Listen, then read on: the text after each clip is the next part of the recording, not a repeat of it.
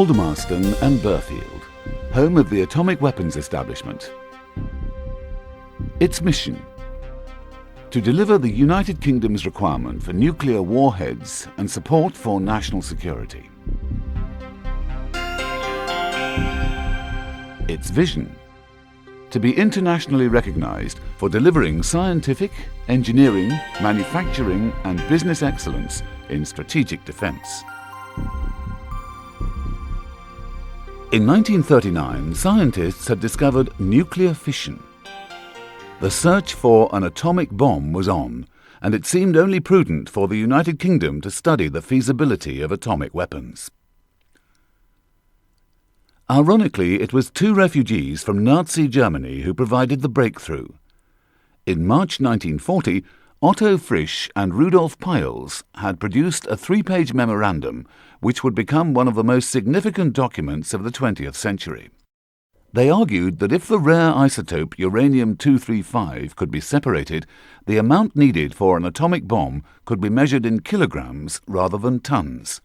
If the fissile component of the weapon was made in 2 parts, each less than the critical mass, the bomb could be set off simply by bringing the 2 parts rapidly together, and the energy liberated by a 5-kilogram bomb would be equivalent to several thousand tons of dynamite.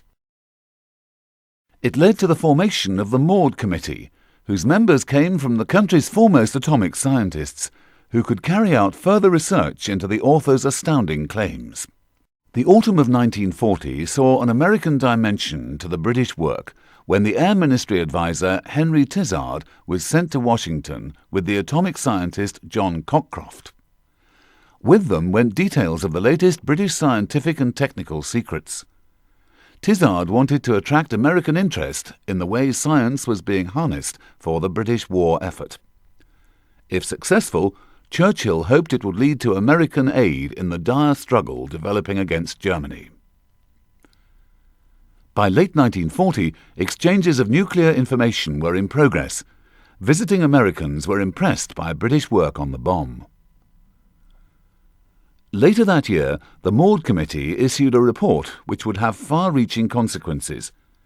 They concluded that the weapon suggested by Frisch and Peierls would definitely work, and that it could be made by the end of 1943.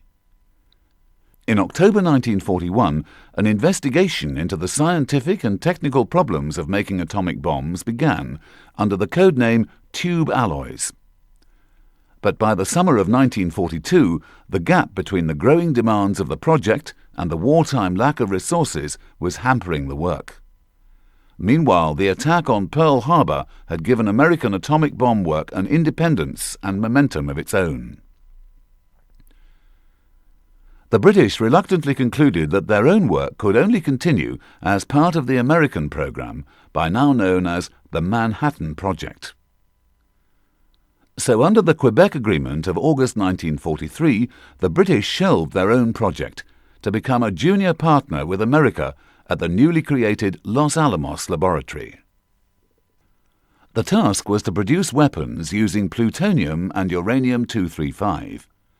A simple uranium-235 device had been outlined in the Frisch-Peierls memorandum, and it became the basis of the gun assembly technique used in the Hiroshima bomb. However, the pre-detonation problem with plutonium required an alternative to the Frisch-Peierls approach. A Los Alamos document named several British scientists as joint inventors or significant contributors to the new technique, which became known as the implosion method. This was tested in the world's first atomic bomb test, Trinity. The Manhattan Project culminated in the dropping of 2 atomic bombs on Japan in August 1945, bringing the Second World War to an abrupt halt. As the British official history says, the atomic bomb had shown itself to be the supreme weapon, which could terrify into instant submission a country which did not possess it. In December 1945, a committee under Prime Minister Clement Attlee ordered the production of plutonium and a report on the requirement for atomic bombs. 8 months later, the passing of the McMahon Act by the United States placed severe restrictions on information about nuclear weapons.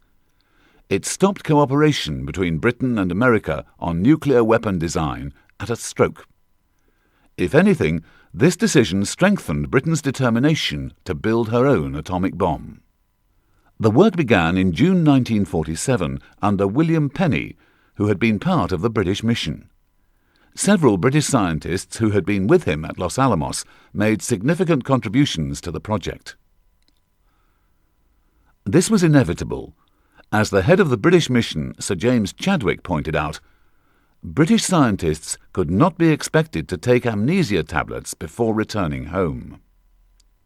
What was to become the Atomic Weapons Research Establishment was set up on a former airfield at Aldermaston, some 60 miles from London, in 1950, where work on the bomb continued with urgency and enthusiasm. It was a daunting schedule, but by June of 1952 the first plutonium casting to be made at Aldermaston was complete, and preparations for the first British atomic weapon trial were well advanced.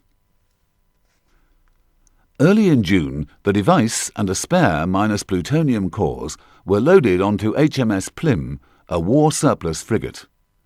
She joined the command vessel HMS Campania for the 10,000-mile voyage to the test site in the Montebello Islands off the northwest coast of Australia. On October 3, 1952, 6 seconds before 9:30 a.m. local time, Britain had become a nuclear power. In July 1954, less than 2 years after the first test, the British government took the decision to produce the hydrogen bomb, having become aware of its awesome destructive power from American tests. But it was the spring of 1956 before AWRE scientists managed to work out the principles of staged devices. The first staged design to be tested was called short granite. On May 15, 1957, it was dropped from a Valiant bomber, but at 300 kilotons the yield was far short of the 1 megaton target. Nevertheless, the shot was regarded by the designers as a successful proof of principle. As early as 1955 and 1956, Aldermaston was using Ferranti and English Electric computers. They, however, proved inadequate and were replaced in 1957 by an IBM 704, which proved fast enough to evaluate a most promising design for a further trial, Grapple X. It was a great success. Fired on November 8, 1957, off the southwest coast of Christmas Island, it yielded 1.8 megatons. The launching of Sputnik 1 on October 4, 1957, a month before the Grapple X test, gave the United Kingdom an opportunity for renewed collaboration on nuclear weapons with the United States.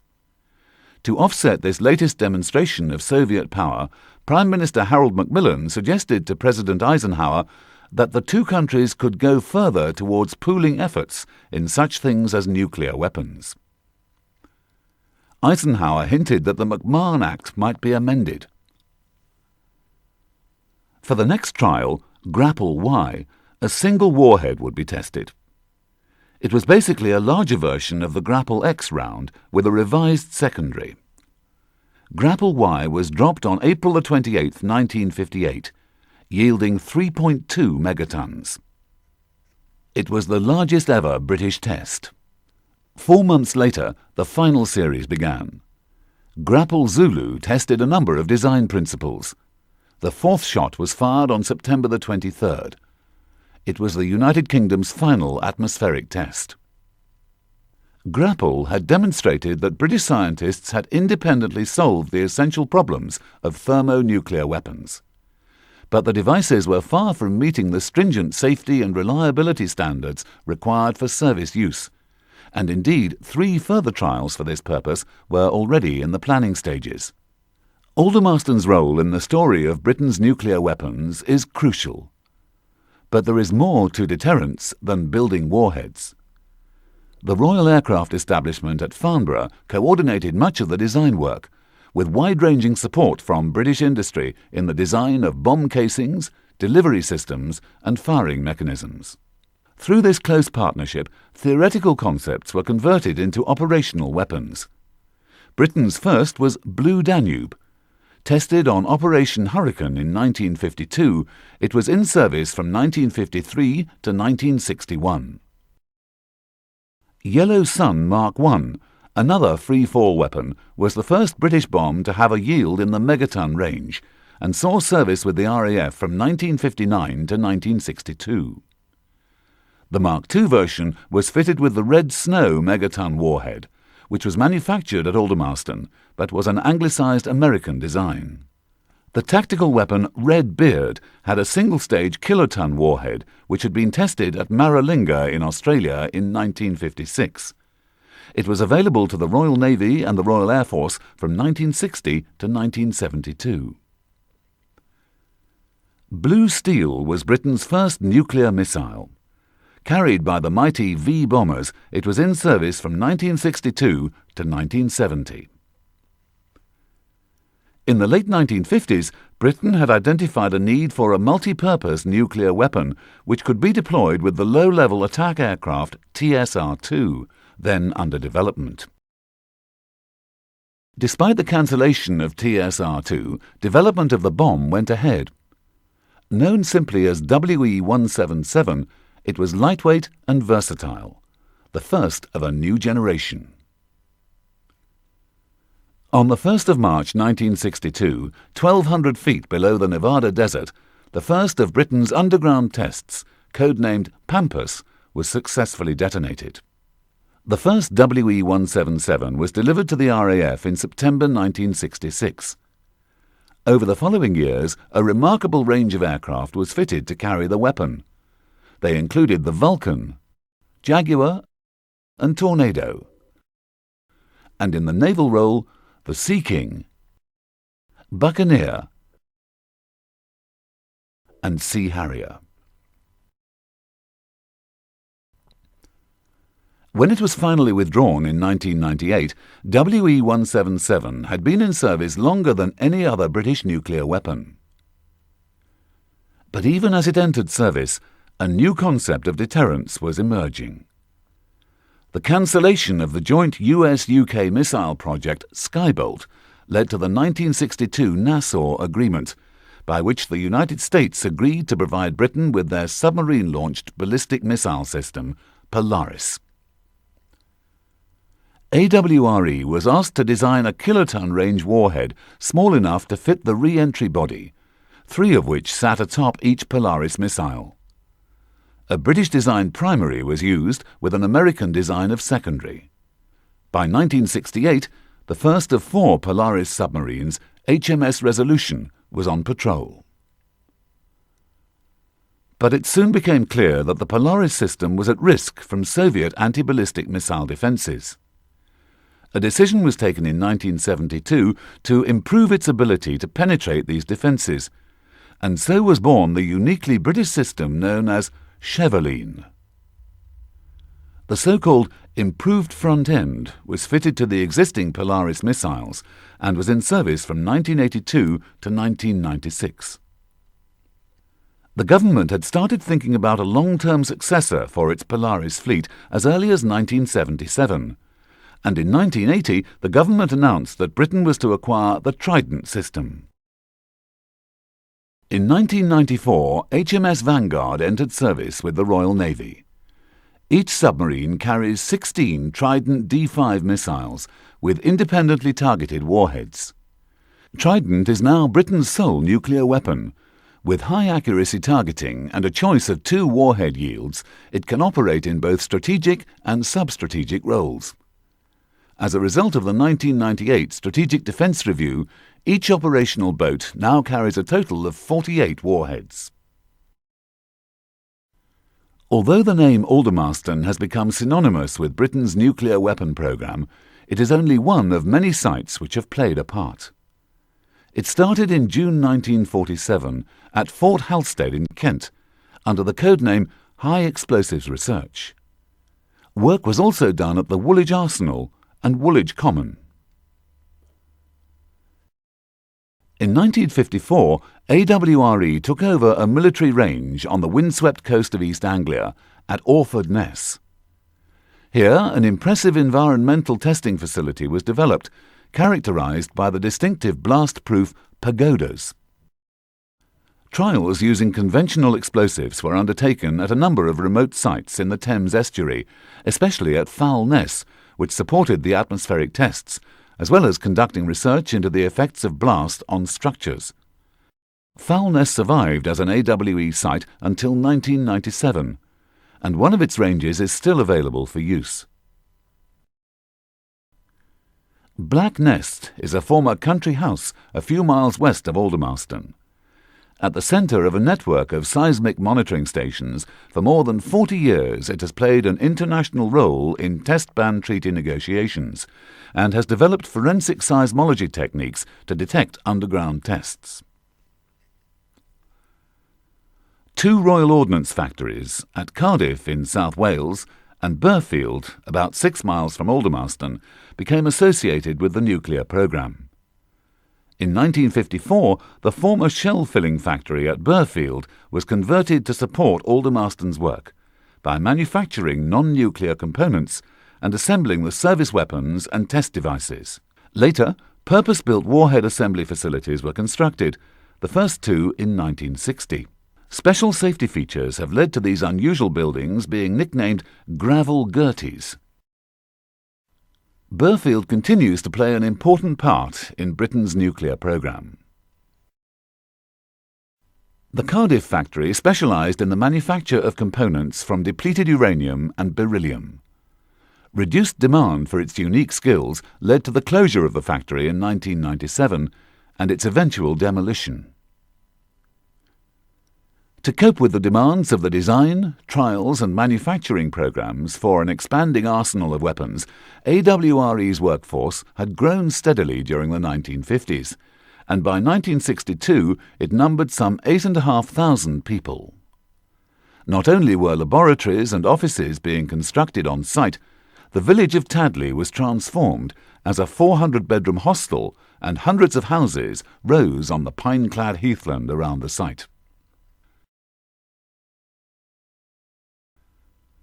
The cancellation of the Blue Streak and Skybolt missile systems and a moratorium on underground testing between 1965 and 1974 resulted in overcapacity and offered AWRE an opportunity to carry out non-nuclear research whilst retaining its skilled staff.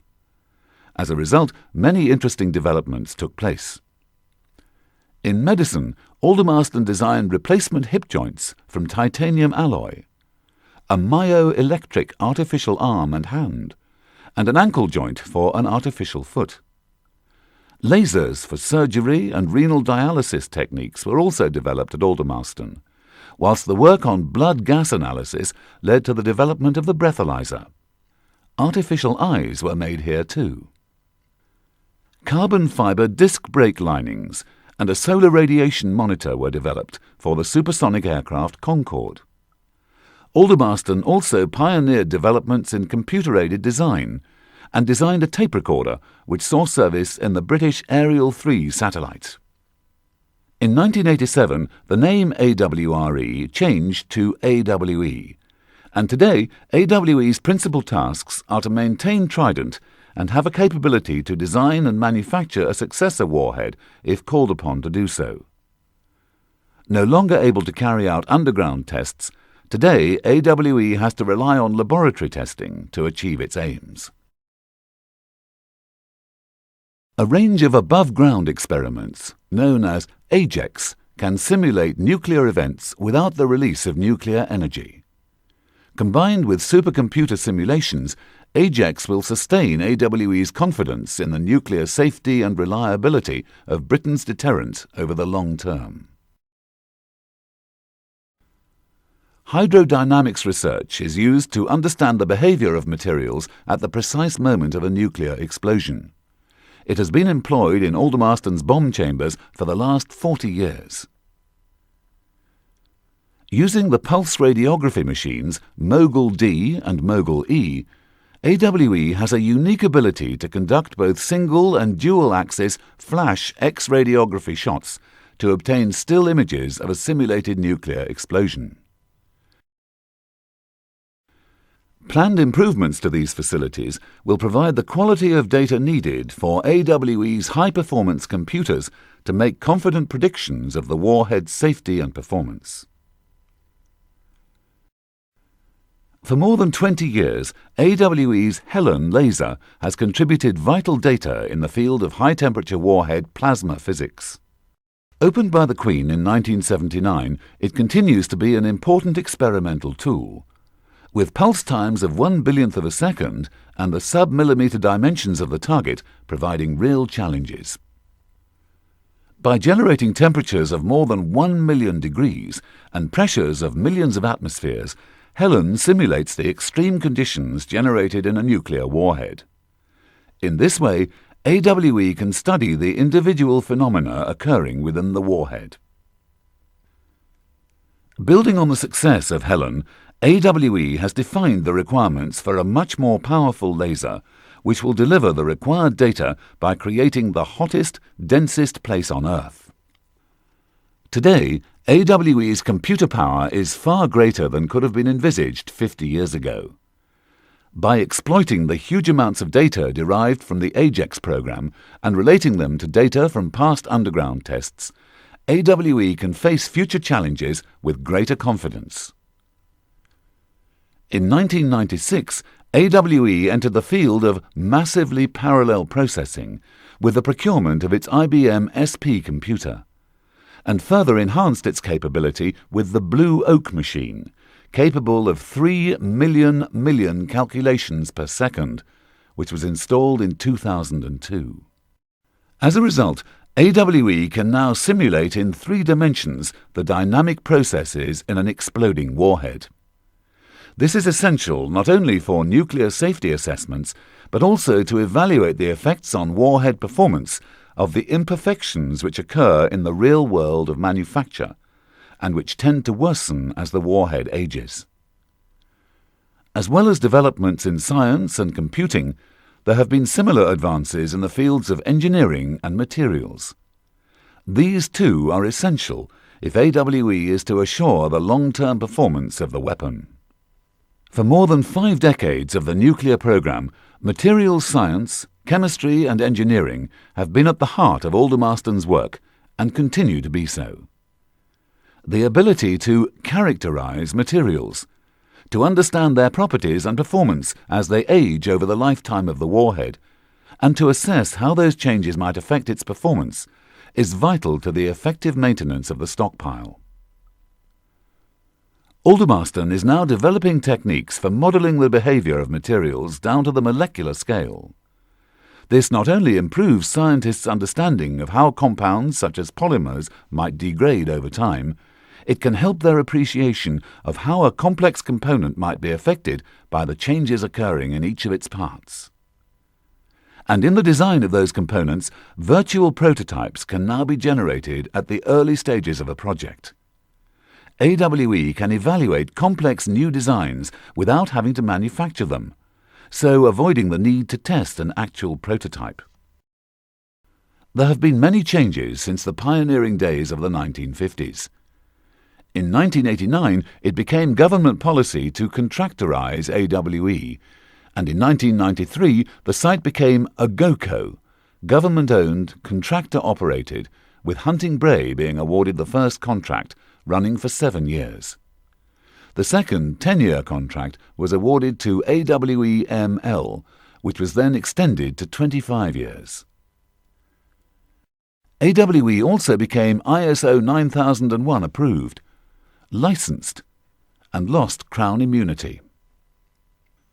Modern facilities have been constructed to replace those hastily built in the early years. A purpose-built plutonium facility, A90, was a response to recommendations in the Pochin Report on radiation safety at Aldermaston, which had been published in 1978. Other new buildings ensure that AWE works efficiently whilst meeting the latest safety standards, as in the new explosives and tritium handling areas. Growing environmental awareness has led to major improvements in waste management techniques. A sophisticated water management system, purpose-built intermediate-level waste stores, a liquid effluent treatment plant, and general improvements to the site infrastructure are evidence of AWE's commitment to the environment. The decommissioning of old or redundant facilities not only helps reduce energy use, but provides a more attractive workplace. Today, AWE must comply with the stringent requirements of its nuclear site license. In addition, close monitoring of discharges to the environment is carried out by the Environment Agency. Within this regulatory framework, AWE is now more open to independent review and audit than ever before, with the safety of the workforce, the public and the environment as the highest priority. Since 1993, AWE has developed its community relations activities, ushering in a new age of openness. As in the 1960s, the company is carrying out non-defense related research, where AWE's unique skills can be used to advantage. These include techniques for making precision components from the ultra-hard material boron carbide, the development of calixarine molecules to assist in cleaning up waste streams, 3D modeling of bone fractures to assist in surgery, and an innovative handheld alpha-beta detector. The skill and dedication of AWE's employees has always been one of its great strengths. In addition to its modern apprenticeship scheme, one of the largest in southern England, AWE has a graduate trainee scheme and interactive learning facilities, all geared to realizing the potential of its staff. But underlying these new and exciting developments, the mission is the same now as it was 50 years ago: to deliver the United Kingdom's requirement for nuclear warheads and support for national security, coupled with the vision to be internationally recognized for delivering scientific, manufacturing and business excellence in strategic defense. AWE stands well equipped to face the challenges of its next half-century.